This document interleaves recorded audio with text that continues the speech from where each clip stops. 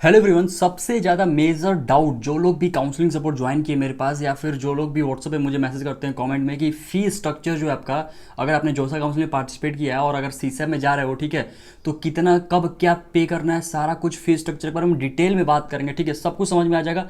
अगर आप जोसा काउंसलिंग में पार्टिसिपेट किए हो तो आपको कितना पे करना है, नहीं पार्टिसिपेट किए हो तो कितना पे करना है, और अगर आपका सीट कैंसिल हो गया, विथड्रॉ कर लिए, रिजेक्ट हो गया, तब तब केस में कैटेगरी वाइज सारी कैटेगरी की बात करेंगे, कितना फी पे करना होगा डिटेल में। ओके, बहुत ही अच्छे से आपको समझ में आ जाएगा। पूरा वीडियो लास्ट तक जरूर देखिए और चैनल पे तो सब्सक्राइब जरूर करके रखिए। अभी आपका सीजर काउंसलिंग होने वाला है तो सारे अपडेट्स आपको मिलते रहेंगे, अच्छे से आपकी काउंसलिंग भी हो जाएगी। ठीक है, और जो लोग भी सीएसबी काउंसलिंग सपोर्ट अभी तक नहीं ज्वाइन किए हैं, डिस्क्रिप्शन में लिंक शेयर कर दिया हूँ। आज उसका जो डिस्काउंटेड लिंक था वो क्लोज हो जाएगा। ठीक है, कल से इसका प्राइस इंक्रीज हो जाएगा, तो जो लोग भी ज्वाइन करना चाहते हैं जल्दी ज्वाइन कर लीजिए। ठीक है, ताकि आपकी काउंसलिंग बेहतरीन तरीके से हो। ठीक है, ये लास्ट काउंसलिंग है आपका, इसमें आपको अच्छे से गाइडेंस के साथ आपको चॉइस फिलिंग करना है, कोई गलती नहीं करना, अदरवाइज फिर बाद में आप रिग्रेट ही करोगे। ठीक है, काउंसलिंग सपोर्ट में आपको डेली गूगल मीट्स होंगे, डेली चैट सपोर्ट मिलेगा, डेली आपको कॉल सपोर्ट मिल रहा होगा, अच्छे से आपकी काउंसलिंग हो जाएगी, चॉइस फिलिंग पीडीएफ मिलेगा, बहुत ही बेहतरीन तरीके से, कोई दिक्कत नहीं आएगा। ठीक है, देखो अब बात करते हैं आपके फी रिक्वायर्ड फॉर जो सी सेप काउंसलिंग, मतलब कि अभी आपने, मैं सारा कंडीशन कवर करता हूँ। ठीक है, कि आपने जो सा में आपको सीट मिला, सीट नहीं मिला, ठीक है, या फिर रिजेक्ट हो गया, तो किस किस केस में क्या करना है। देखो पहली बात की मैं बताता हूँ, अगर आपने जोसा काउंसलिंग में एसएफ पे कर दिया है, ठीक है, और पीएएफ पे कर दिया है, समझ में आया।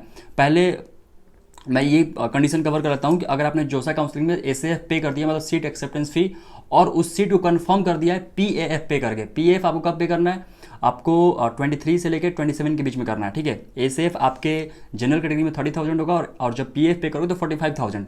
बाकी कैटेगरी में आपका जो होगा, मतलब एससी एसटी में आपके एसएफ आपने जो पे किया वो 17.5 के, और पीएफ आप पे करोगे 20,000। ठीक है, तो ये पे करने के बाद जब आप सी सेप काउंसलिंग में रजिस्ट्रेशन करोगे, ठीक है, तो उस टाइम केवल और केवल 5,000 जो भी उसका प्रोसेसिंग फी होगा, नॉर्मली 5,000 होगा, तो 5,000 पे करना है। अब मान लेते हैं कि राउंड 1 के बाद राउंड 2 में, राउंड 3 में सीट अपग्रेड होता है या फिर चेंज होता है, तो क्या दोबारा पे करना होगा? नहीं, आपको नहीं पे करना, आप कुछ भी अमाउंट पे नहीं करना, और ये सारा जो फी है फाइनल जो अलॉटेड इंस्टीट्यूट होगा ना उसमें ट्रांसफर हो जाएगा।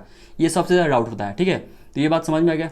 दूसरा कंडीशन क्या है आपका कि if you have paid SAF, मतलब कि सीट एक्सेप्टेंस फी आपने पे कर दिया है, और मान लेते हैं कि आपने विथड्रॉ कर लिया। ठीक है, विथड्रॉ कर लेंगे तो आपका कितना पैसा डिडक्ट होगा? 5,000 प्रोसेसिंग फी जो सका और 2,000 विथड्रॉल चार्ज, तो 7,000 डिडक्ट हो जाएगा। मतलब कि आपके पास कितना रिफंड के लिए आ गया पैसा, अगर आप सीसे में नहीं जा रहे हो तो 23,000। ठीक है, 23,000 जो आपका पैसा बच रहा है, अगर मान लो सीसे में आप जा रहे हो, ठीक है, तो सीसे में कितना रजिस्ट्रेशन के टाइम पैसा लगता है? 40,000 लगता है। अब 40,000 लगेगा, मैं जनरल बता रहा हूँ, तो 40,000 में से आपके 23,000 माइनस हो जाएगा, 17,000 और आपको एक्स्ट्रा रजिस्ट्रेशन टाइम पे करना होगा।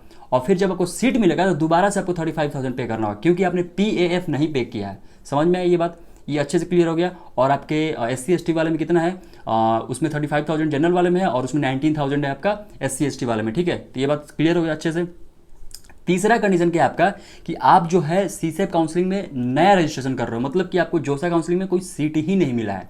ठीक है, जोसा काउंसलिंग में कोई सीट नहीं मिला है, तो उस केस में क्या करना है, इसको डिस्कस करने से पहले आपको एक इंपॉर्टेंट इन्फॉर्मेशन शेयर करते हैं। अगर आप काउंसलिंग पार्टिसिपेट कर रहे हो तो काउंसलिंग का प्रोसेस क्या है, कौन कौन से कॉलेज का 100% प्लेसमेंट है, ठीक है, ये सारा जो डॉक्यूमेंट है पीडीएफ के फॉर्म में आप डाउनलोड कर सकते हो।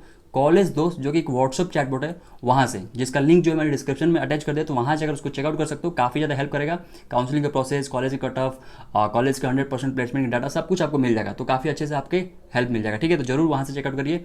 ओके, अब बात करते हैं कि जो नया नया रजिस्ट्रेशन कर रहे हैं, मतलब सीसेप की वेबसाइट पर, मतलब कि उनको जोसा में कोई सीट ही नहीं मिला है। ठीक है, सीट नहीं मिला तो ऑफकोर्स कुछ पे नहीं किए होंगे। अब मान लेते हैं कि उस कंडीशन को भी कवर कर लेते हैं, लेट से उन्होंने एडवांस में पेमेंट कर दिया 30,000 या फिर जो भी XYZ, तो ऑफकोर्स वो मैनेज हो जाएगा वहाँ पे, उसका टेंशन मत लीजिए। तो मैं मान लेता हूँ कि आपने कुछ अमाउंट पे नहीं किया है, तो अगर आप जनरल कैटेगरी से हो, ईडब्ल्यूएस और ओबीसी, तो आपको स्टार्टिंग में रजिस्ट्रेशन टाइम में 40,000 पे करना होगा, और बाकी कैटेगरी में 19,000। ठीक है, और जब आपको सीट मिलेगा तो उस टाइम आपको IAF इंस्टीट्यूट एडमिशन फी जो है पे करना होगा, दैट विल बी 35,000, और SC ST में दैट विल बी 17.5 समथिंग ऐसे होगा। ठीक है, तो ये था पूरा फीस स्ट्रक्चर, कंप्लीट डिटेल में मैंने बताया, सब कुछ कि किस किस कंडीशन में आपको जो है आपका फ़ी कितना लगेगा। अब जैसे मान लेते हैं बहुत सारे लोगों को डाउट होगा कि भैया हमको सीट जो है जोसा में मिला था और हमने क्या कर दिया, विथड्रॉ कर लिया, ये तो कंडीशन बता दिया। दूसरा केस है कि मान लेते हैं कि आपने सीट आपको मिला जोसा में, ठीक है, एस भी पे कर दिया, बट आपने PAF पे नहीं किया, विथड्रॉ नहीं किया, PAF पे नहीं किया, तो इस केस में आपका सीट कैंसिल होगा और जो बाकी पैसा है वो आपका क्या हो जाएगा, प्रोसेसिंग फ़ी कट करके वो रिफंड हो जाएगा, ठीक है।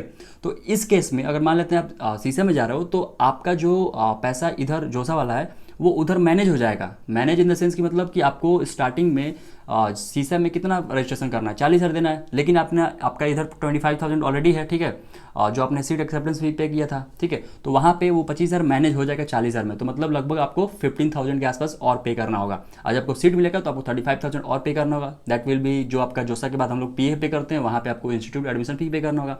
समझ में आया? सारा डिटेल में मैंने कवर किया। आई होप आपको अच्छे से क्लियर हो गया। कोई भी डाउट हो कमेंट जरूर करिए। Okay, so thank you so much. और CSET काउंसलिंग सपोर्ट ज्वाइन कर लीजिए ताकि अच्छे से आपकी काउंसलिंग हो। ओके।